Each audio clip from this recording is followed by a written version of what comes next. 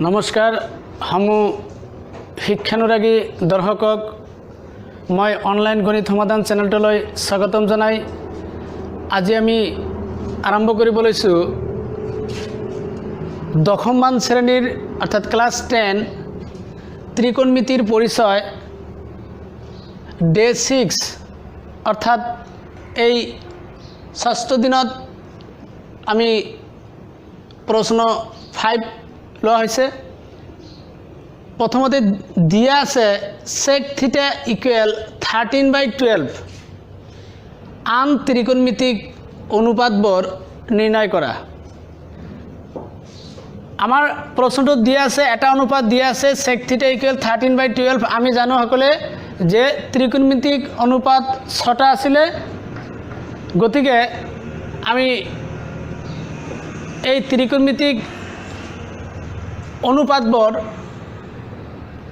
এটা দিয়া থাকিলে বাকি যিকোনো আমি নিৰ্ণয় কৰিব পাৰি। তে যে নহক আমাৰ এই ত্ৰিকোণমিতিক পৰিচয়ৰ আজিৰ লেসন অৰ্থাৎ এক্সাৰসাইজ আছিল এটো আছিল 8.1 অনৰ অলৰেডি 4 নম্বৰলৈকে সমাধান কৰা হৈছে। আজি অনুশীলনী 8.1 5 নম্বৰটো লোৱা হৈছে। যে নহক ইয়াৰ কাৰণে আমি প্ৰথমতে কাখত সমকোণী ত্ৰিভুজ এটা আঁকি লৈছো। এনেকৈ এইটো হল সমকোণী ত্ৰিভুজ নামকৰণ কৰিলে এ বি সি নামকৰণ কৰি দিছো। এইটো হল 90 ডিগ্ৰী এংগেল। ইয়াত যেহেতু থিটা দিয়া আছে সেইকাৰণে আমি এইটোকে থিটা ধৰি লৈছো কাৰণ ইয়াত সমকোণটো হৈছে বি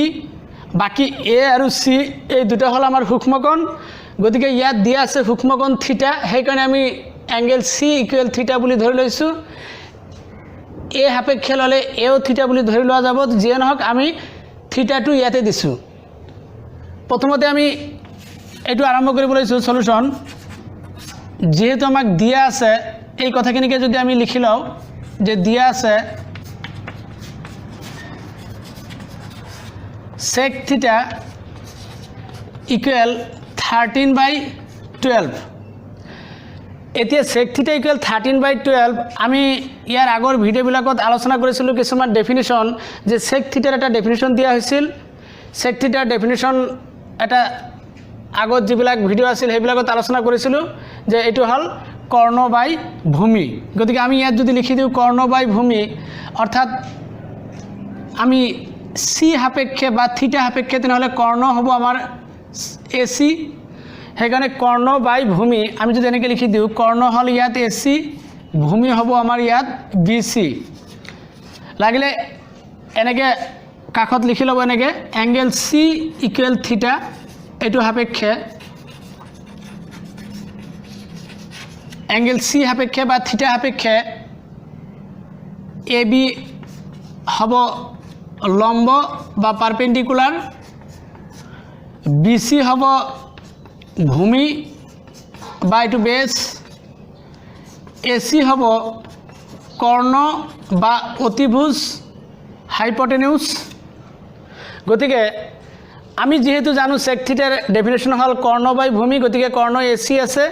এসি বাই ভূমি বিসি যে নহক ইকুৱেল কি দি আছে 13/12। এতিয়া এইটোৰ সমান এসি বাই বিসি এই অনুপাতটো দিয়া আছে 13/12। এইটোৰ সমান নতুন আৰু এটা অনুপাত কে আমি ধৰি লৈছো এইটো সে লিখা হল ইয়াত সে বা ধৰি লোৱা হল লেট লিখিলেও হ'ব। এতেকে আমি ইয়াৰ পৰা এসি ইকুৱেল আমি এনেকৈ লিখিম 13k এসি ইকুৱেল 13k আকৌ বিসি ইকুৱেল লিখিম 12k। এতিয়া বিসি ইকুৱেল 12k তো যে নহক বিসি যদি 12k হয় এটি 12k হয় আকৌ এসি যদি 13k হয় ইয়াত যদি এসি 13k হয় তেনেহলে আমি এবি টু প্ৰথমতে নিৰ্ণয় কৰি ল'ব লাগিব কাৰণ যেহেতু ইয়াত আন ত্ৰিকোণমিতিক অনুপাতবোৰৰ কথা কোৱা হৈছে। আন ত্ৰিকোণমিতিক অনুপাত sec বাদ দি পেলাই আৰু 5টা আছে। সেইকাৰণে আমি এতিয়া পাইথাগোৰাছৰ উপপাদ্যটো যদি ব্যৱহাৰ কৰিব পাৰো এনেকৈ ইয়াত এটা কাম কৰিম যে এ বি আমাক লাগে এনেকৈ লিখি লৈছো এ বি আমাক এতিয়া লাগে। এতিয়া আমি পাইথাগোৰাছৰ উপপাদ্য মতে এতিয়া পাইথাগোৰাসৰ উপপাদ্য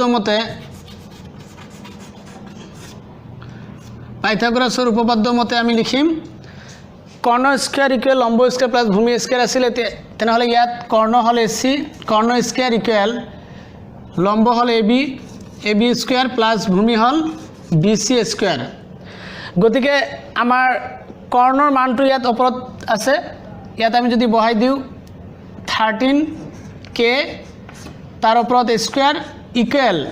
আকৌ এবি যেহেতু আমাক লাগে এটু গতিকে এবি স্কোয়ার এটু থাকি গল প্লাস বিসির মানটো ওপৰত দিয়া আছে এটু হল 12k তাৰ ওপৰত আকৌ স্কোয়াৰ তো যে নহক এতিয়া আমি পাইথাগোৰাসৰ উপপাদ্য মতে আমি ইয়াৰ পৰা আমি এবিটো আমি নিৰ্ণয় কৰি লম এইখিনি ছাত্ৰসকলে আগতে লিখি ল'ব ধুনীয়াকৈ এতিয়া আমি বাকিখিনি পুনৰাই ওপৰৰ পৰা আমি লিখি আছোঁ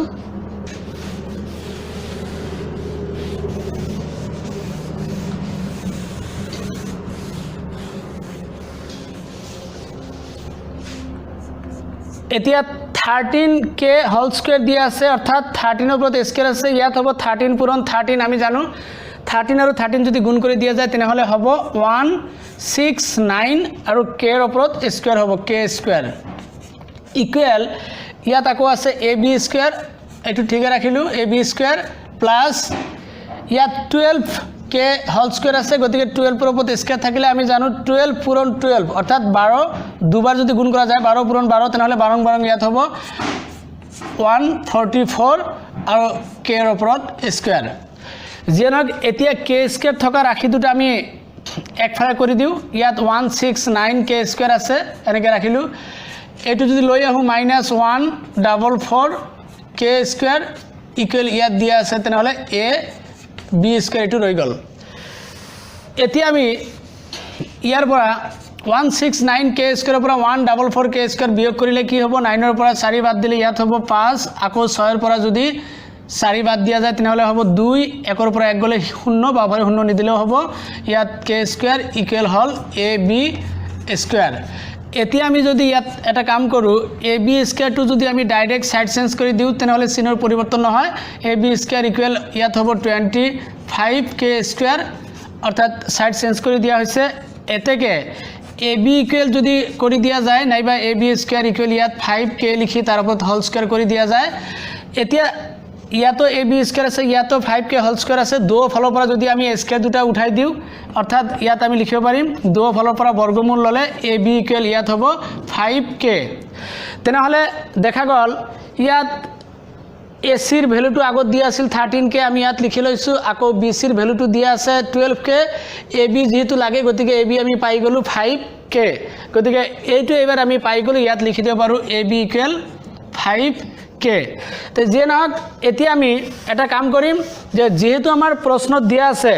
sec থিটা এটা অনুপাত দিয়া আছিল বাকি আৰু 5টা মান অনুপাত আছে আৰু সেই 5টা অনুপাত নিৰ্ণয় কৰিব লাগে সেই কাৰণে আমি sec বাদ দি পেলাই বাকি যি কেইটা আছে কোটে কেইটা আমি অনুপাত এতিয়া নিৰ্ণয় কৰিব পাৰিম কিয়নো আমাৰ ইয়াত এই সমকোণী ত্ৰিভুজটোৰ এতিয়া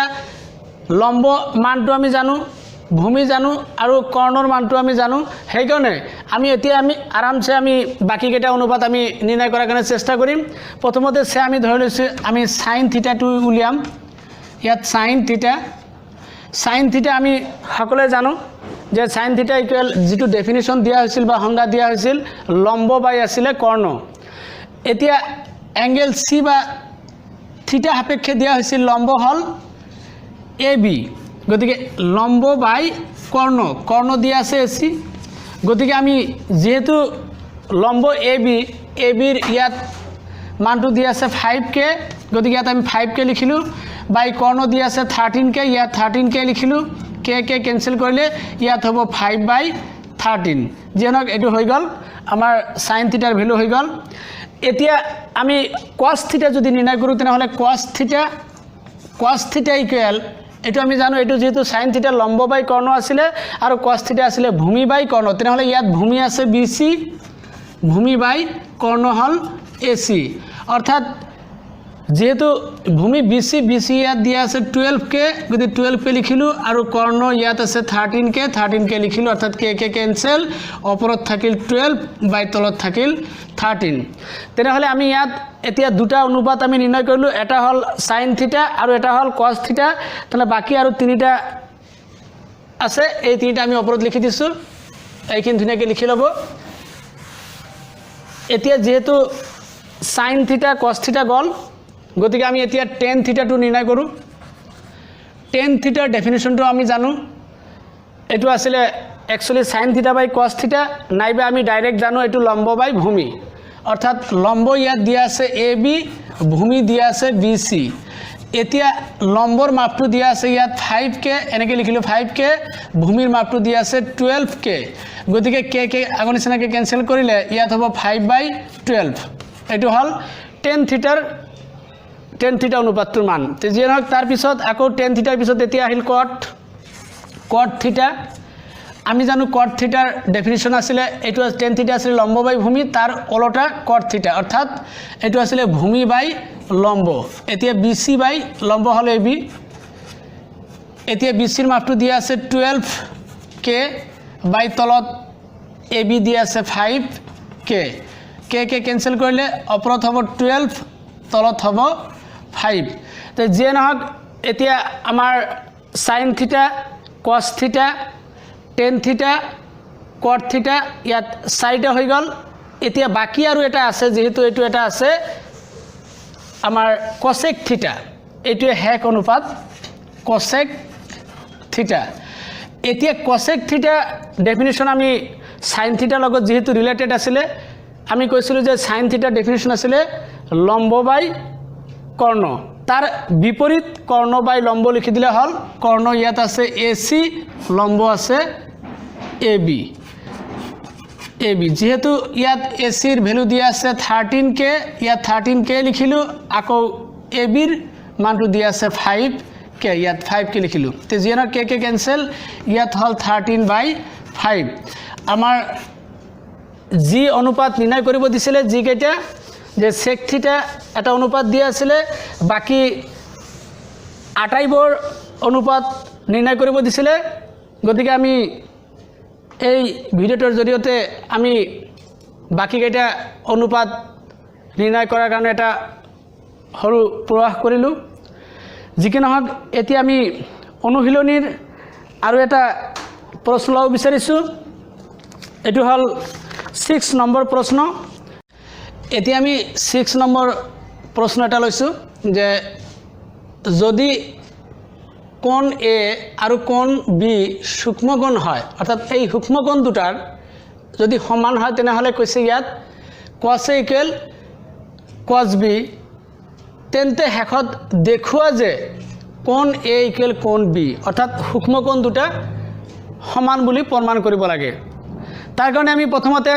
ধৰো ABC এটা সমকোণী ত্ৰিভুজ, কাষত আমি এনেকৈ আঁকি লৈছোঁ, সমকোণী ত্ৰিভুজ এটা আঁকি লৈছোঁ। নামাকৰণটো অলপ বেলেগকৈ দিম এইবাৰ। A, এইটো হ'ল B, এইটো হ'ল C, এইটো 90 ডিগ্ৰী, এইটো হ'ল C। কাৰণ ইয়াত যেহেতু ধৰো ABC এটা সমকোণী ত্ৰিভুজ ঠিকে আছে, য'ত এংগেল C = 90 ডিগ্ৰী, এইটো লিখি দিছোঁ। C = 90 ডিগ্ৰী কাৰণ ইয়াত A আৰু B প্ৰশ্নত দিয়া মতে সূক্ষ্মকোণ, A আৰু B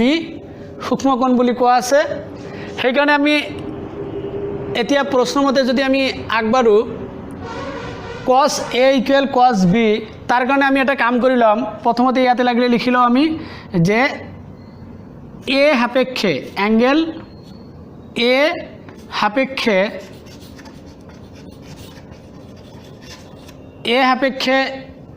AC যিটো আছে এইটো হ'ব AC মানে ভূমি, AC ভূমি। আকৌ CB বা BC এইটো হ'ব লম্ব, AB হ'ব কৰ্ণ, এনেকৈ AB = কৰ্ণ বা অতিভুজ, এইটো হ'ল A সাপেক্ষে। আকৌ যদি আমি এনেকৈ লিখি লওঁ এংগেল B, অৰ্থাৎ B কোণ সাপেক্ষে যদি লিখি লওঁ B কোণ সাপেক্ষে, তেনেহ'লে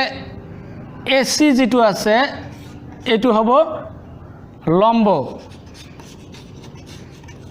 আকৌ BC হ'ব এইটো হ'ব ভূমি AB হ'ব কৰ্ণ বা অতিভুজ AB কৰ্ণ বা অতিভুজ গতিকে ইয়াত এটা কথা মনত ৰাখিব যে যেহেতু দুটা সূক্ষ্মকোণ দি আছে এটা A আৰু এটা B A সাপেক্ষে যেতিয়া যাব A সাপেক্ষে ললে তেনেহলে AC যেটো থাকে এটো হল ভূমি আকৌ এটো হল পারপেন্ডিকুলার অর্থাৎ লম্ব আকৌ AB হল কর্ণ আকৌ B কোণ সাপেক্ষে যদি লোৱা হয় বা সূক্ষ্মকোণ B সাপেক্ষে যদি লোৱা হয় তেনেহলে AC হ'ব লম্ব BC হ'ব ভূমি আকৌ AB কর্ণ অর্থাৎ কর্ণ দুটা একেই থাকে কেবল লম্ব আৰু ভূমি এই দুটা হলনি হৈ থাকে তে যে নহক এতিয়া প্ৰশ্নত যেটো দিয়া আছে cos A = cos B গতিকে আমি এনেকে যদি লিখো এতিয়া cos A অর্থাৎ cos A মানে ইয়াত বুজা গৈ আছে A সাপেক্ষে ধৰিব লাগিব আমি জানো cos θ ডেফিনিশন এটো আছিল ভূমি বাই কর্ণ তেনেহলে A সাপেক্ষে ভূমি আছে কিমান AC গতিকে ভূমি বাই কর্ণ কর্ণ আছে ইয়াত AB তে যে নহক এটো ইকুয়েশন নাম্বার রাখি দিলো আমি 1 অর্থাৎ cos A = ভূমি বাই কর্ণ অর্থাৎ AC বাই AB আকৌ দিয়া আছে cos B এতিয়া আমি লিখি লৈছো cos B যেহেতু cos B মানে ইয়াতো cos B মানে একেই cos θ ডেফিনিশন জেনেকে ব্যবহার কৰিছো ভূমি বাই কর্ণ ইয়াতো ভূমি বাই কর্ণ কেবল B সাপেক্ষে ভূমি কোনটো হয় এটো লিখিলে হল ভূমি আছে ইয়াত BC কর্ণ যেহেতু একেই হ'ব ভূমি বাই কর্ণ AB গতিকে আমি এটো লিখিম 2 নম্বৰ যেহেতু প্ৰশ্নত এনেকে দিয়া আছে যেহেতু ইয়াত লিখিলো since cos A = cos B যেহেতু cos A = cos B গতিকে 1 আৰু 2 ৰ পৰা আমি এটো লিখিব পাৰিম therefore AC by AB equal BC by AB এতিয়া দো ফলৰ পৰা যদি আমি এনেকে AB ক্যান্সেল কৰি দিও তেনেহলে ইয়াত AC equal ইয়াত আহিব AC equal BC AC equal BC অর্থাৎ AC মানে এটো বাহু BC মানে এটো বাহু যদি AC বাহু আৰু BC বাহু দুটা সমান হয় তেনেহলে আমি নিশ্চিত ইয়াৰ বিপৰীত এই কোণ দুটাও কি হ'ব সমান হ'ব তো সেই কাৰণে আমি যেহেতু AC আৰু BC বাহু কোণ দুটা যেহেতু সমান AC আৰু BC বাহু দুটা যেহেতু সমান হৈ গল গতিকে আমি হেকত এটা কথাই লিখি দিম এইখিনি আগত লিখি লব পিছত হেকত এইখিনি কথা সংযোগ কৰি দিব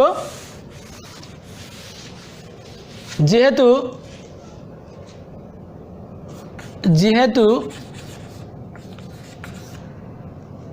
AC আৰু BC বাহু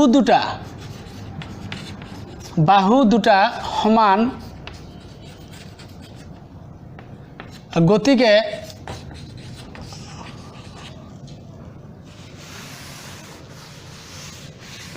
গতিকে ইয়াৰ বিপৰীত কোণ দুটাও সমান গতিকে ইয়াৰ বিপৰীত কোণ দুটাও সমান যেহেতু AC আৰু BC বাহু দুটা সমান গতিকে ইয়াৰ বিপৰীত কোণ দুটাও সমান দ্যাট ইজ অৰ্থাৎ আমি এনেকে লিখিব পাৰো angle A equal angle B এইখিনিয়ে দেখুৱা হল শুট যে নহক আমি আজি এই ভিডিওটোৰ জৰিয়তে অৰ্থাৎ ডে 6ত অনুশীলনী 8.1 প্ৰশ্ন 5 আৰু 6 এই দুটাৰ সমাধান দিয়াৰ এটা সৰু প্ৰয়াস কৰিলো ইয়াৰ মাজত হয়তো হৈ যোৱা বা ৰৈ যোৱা অজানিতে ভুল ত্ৰুটিবোৰ মাৰ্জনা বিচাৰিছি পুনৰ লগ পোৱাৰ প্ৰতিশ্ৰুতিতে ইয়াতে সামৰিছোঁ। ধন্যবাদ।